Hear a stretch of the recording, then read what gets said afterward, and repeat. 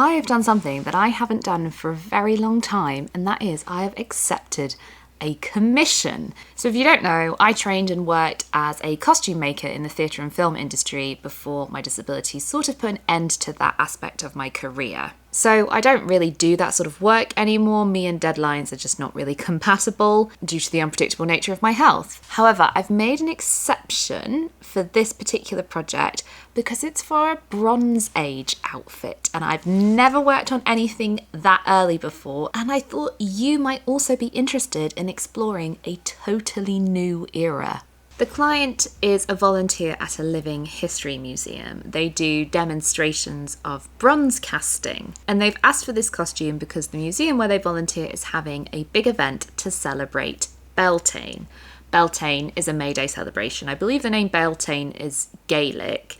However, I mean, we still celebrate May Day in the villages that I grew up in the village that I live now. We still have some form of May Day celebration, and it's a very ancient tradition. And so this is a really good example of something that when I was studying for my master's, we would call public history in practice. Me making this video, if you like, is public history in practice. It's about deliberately putting aside elitism and academia and instead switching the focus to be about engaging the general public. The British Bronze Age is about 2500 BC to 800 BC. So in terms of the history of Britain, that's pre-Roman invasion. Unfortunately, my costume history education began with the Greeks and the Romans, so I know nothing about this era, and what's more, the way that I was taught to work with historical garments was to look at the primary sources. Of course, there's hardly any surviving evidence from this era, which makes this very challenging. Thankfully, the client, also being an experimental archaeologist, if you like, has been very upfront about the fact that they know that this is going to be, at best, a guess of what Bronze Age dress would look like, but also they've sort of want it to be a bit anachronistic because at the end of the day it's a bit of fun. This event is a celebration, it's a bit of a party, and it's about engaging with the general public. So they have sent me some sources. First of all, they've lent me this book, which is brilliant. I've thoroughly enjoyed reading this. This is Bog Fashion by Nicole DeRusi. I'm not sure, probably Rushy. This is an expensive book, so I'm very pleased that I was able to borrow a copy. There will be a link in the description if you're interested as well. From what I have been able to gather about Bronze Age dress, the surviving examples that we have in terms of Northern European, it's been very tricky for me because, of course, my sort of later knowledge of costume history, cultures are so different. So you would never have a 16th century British person dressed in the same things as you would a 16th century German person, for example, or Germanic person. It all blurs a little bit when we're talking about prehistory. So we're generally, anything sort of Northern European generally tends to include Britain. However, like we're talking about modern day Scandinavia. And so it's been very difficult for me to get my head around that. A lot of the examples that we have, the Northern European examples that we have that survive, are from Scandinavian finds, and that is largely due to the landscape, the sort of bog and peats and things. A lot of the burials have survived there. A lot of the excavations have been done there. So there's some very famous examples. Let me see if I can find one. Oh, of course, Utsi, the Iceman. Etvet girl, here we go, from Northern Europe. All the examples we have from Northern Europe, they tend to be wearing wool, first of all. It's cold in Northern Europe in this period. And all their garments are undyed. We also have no surviving examples of trousers being worn. It seems that everybody, regardless of gender, was wearing some sort of skirt, tunic, kilt situation. Again, that's only the examples that we have found that have survived. The client has asked for trousers, they have asked for it to be made all from linen, and they've asked it to be colourful. So, that left me a bit stumped, but then they sent me reference images from mummies discovered in China. I'm not going to show you pictures because human remains, I don't want to jump scare you. There's links to all these things in the description. These mummies in China, they discovered, had European ancestry. And they are from the Bronze Age, wearing trousers, and dyed. All their garments are in shades of red. So that is sort of the inspiration that we're going for. We're using that as sort of visual inspiration. What I am using this book for, because this book is about recreating fashions.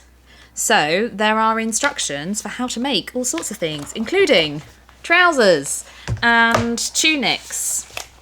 There's also instructions on like historically accurate sewing techniques. I'm not sure if I'm going to bother with that. The client was perfectly happy for it to be machine sewn.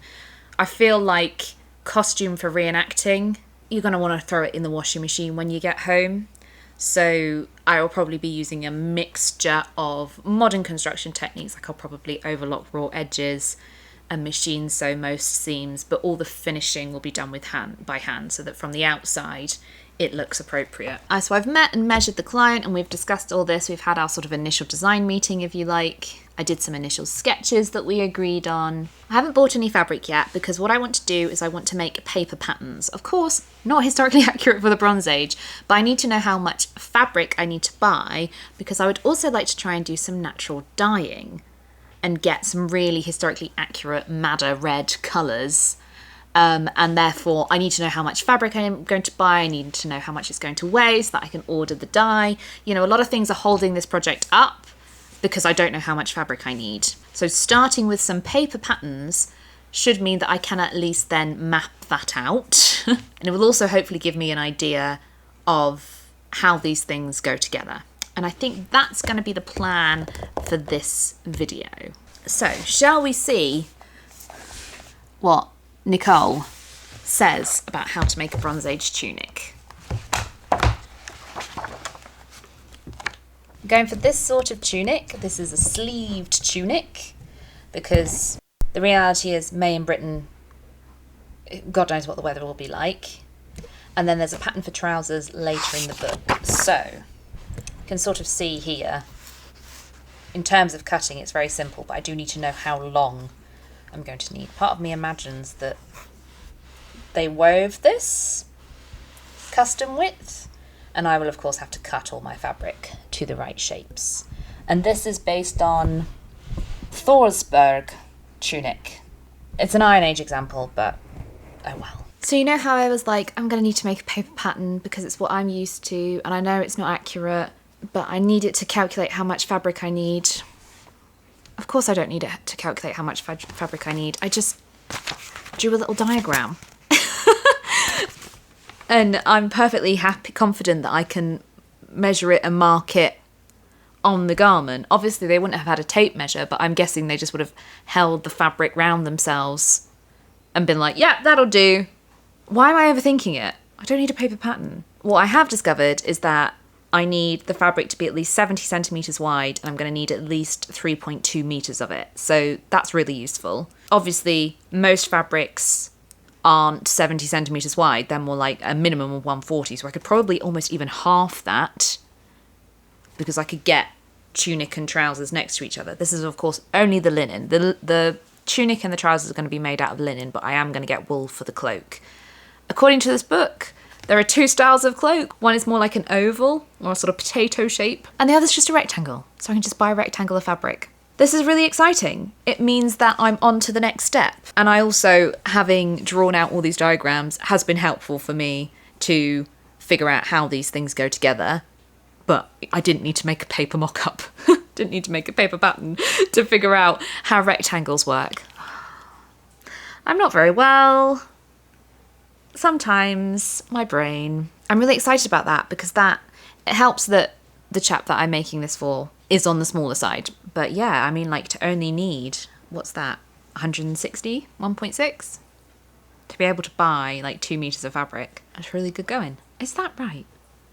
Is that really right? I mean, I know that they're like economical, but still, that's blowing my mind. I might buy extra just in case. Can always make them a second one.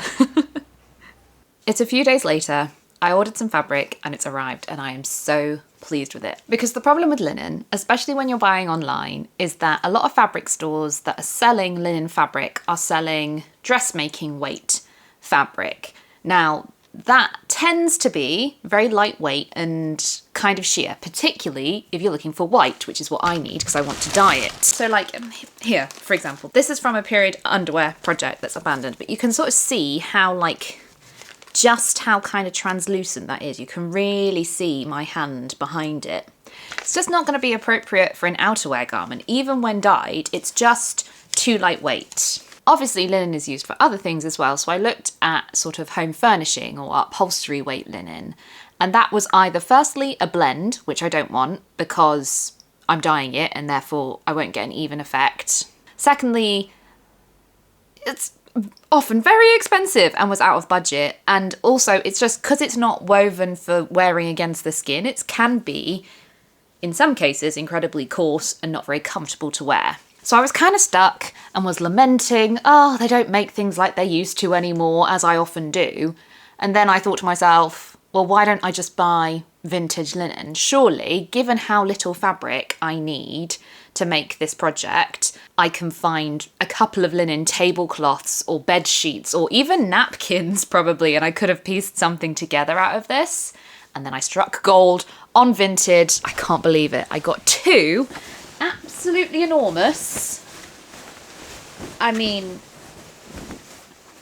double at least, antique French linen sheets. I don't know what makes it French linen sheets. I'm assuming that the person got them in a flea market in France and was like a reseller. But look at that. Look at that! They've got their own embroidered monogram. PM, do we think? Yeah, and you can see that there's like a mend there as well. So cool. So I'm probably going to cut this bit out and save it. But look at how much. I mean, like, I only needed the fabric to be 70 centimetres wide, and like that is easily 70 centimetres. And then easily at like almost 3 metres there. I'm so thrilled. I can't, and there's two of them. And this, all of this fabric, less than 50 quid delivered. Oh my God. Sometimes on a project, things just work out. And I'm taking this as a good sign, particularly seeing as my next challenge is going to be figuring out how to do some natural dyeing.